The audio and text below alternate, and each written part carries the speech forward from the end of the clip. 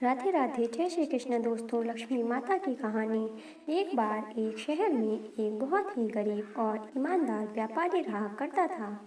उस व्यापारी की एक लड़की थी। वह लड़की रोज पीपल के पेड़ में जाकर जल चढ़ाया करती थी और उस पीपल की खास बात यह थी कि उस पीपल के पेड़ से लक्ष्मी माता प्रकट होती थीं और थोड़ी ही देर में वह अपने आप वहाँ से चली जाया करती थीं।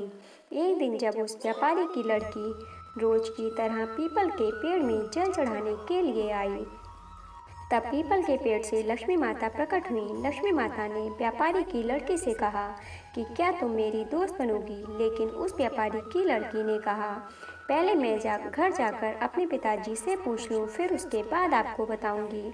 उस व्यापारी की लड़की घर आ गई। घर पहुंचकर उसने अपने पिताजी से कहा कि आज मैं जब पीपल के पेड़ में जल चढ़ा रही थी, तब लक्ष्मी माता वहां पर प्रकट हुई और उन्होंने मुझसे कहा कि क्या तुम मेरी दोस्त बनोगी?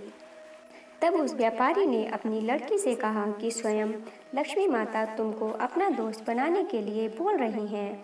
इससे बड़ा सौभाग्य और कहाँ प्राप्त हो सकता है। तुम उनको अपना दोस्त बना लो।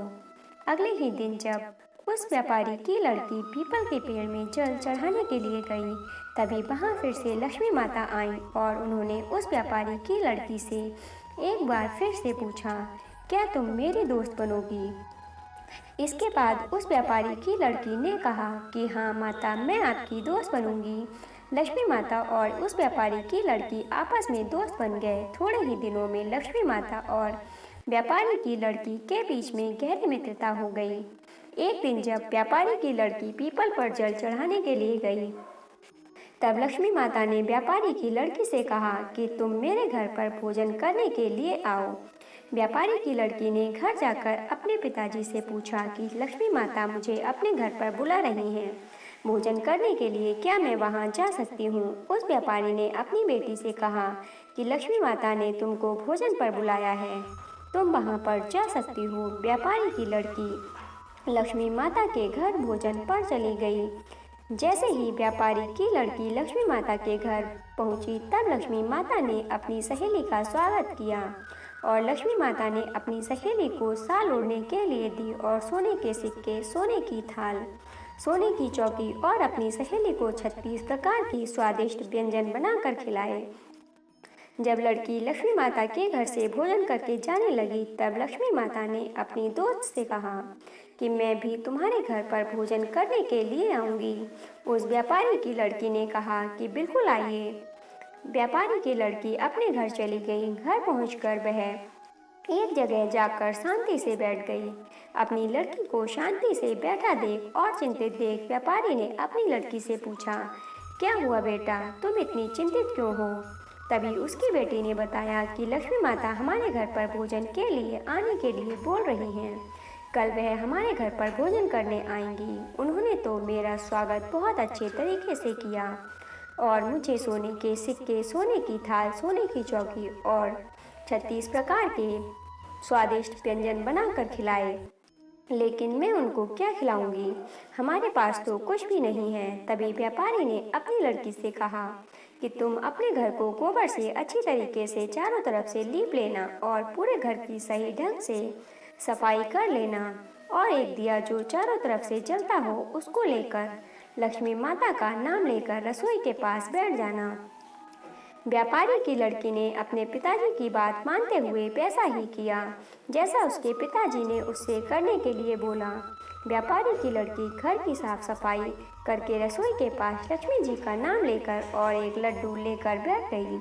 तभी अचानक से एक जगह पर एक रानी स्नान कर रही थी, तो उसका सोने का हार जो बहुत कीमती था, उसको चील वहां से उड़ा कर ले आया। उस चील ने उस हार को उस व्यापारी की लड़की के पास गिरा दिया और उस व्यापारी की लड़की के हाथ से लड्डू को छीन कर ले गया। व्यापारी की लड़की सोने के हार को देखकर बहुत प्रसन्न हो गई और वह तुरंत उस हार को लेकर बाजार गई। बाजार पहुंचकर उसने सुनार को वह सोने का हार दिया और उसके बदले में उस व्यापारी की लड़की ने सुनार से कुछ पैसे लिए, जिससे वह 36 प्रकार के स्वादिष्ट व्यंजन बना सके और सामान लेकर वह वापस अपने घर आ गई। घर पहुंचकर उसने 36 प्रकार के स्वादिष्ट व्यंजन बनाए व्यापारी की लड़की ने गणेश जी से कहा कि अब आप लक्ष्मी माता को लेकर आइए। गणेश जी लक्ष्मी माता को लेकर उस व्यापारी के घर में आ गए। व्यापारी की लड़की ने लक्ष्मी माता का स्वागत किया और उनको बैठने के लिए चौकी दी और लक्ष्मी माता से कहा कि दोस्त आप इस चौकी पर बैठ जाइए। लक्ष्मी माता ने अपनी दोस्त से कहा कि मैं आज तक किसी के घर में चौकी पर नहीं बैठी हूँ। व्यापारी की लड़की ने कहा आज आपको मेरे घर पर चौकी पर बैठना पड़ेगा।